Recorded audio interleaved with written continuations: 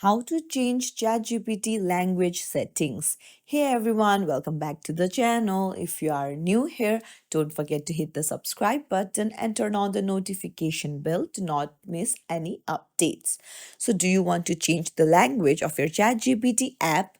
Then you're in the right place. It's really simple. You just need to change the language settings of ChatGPT from your iPhone settings. So, let's dive right in. Open up the settings app, and then you will need to scroll down to the bottom, tap on apps, and then up in the search bar search for ChatGPT.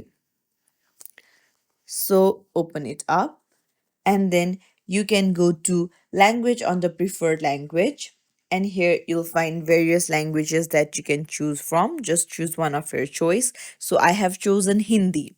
Now once you have tapped and then put on a check mark, come back and then go to ChatGPT. So here you can see that the Chat GPT has now changed its default language to Hindi. So that's how you change the Chat GPT app language settings.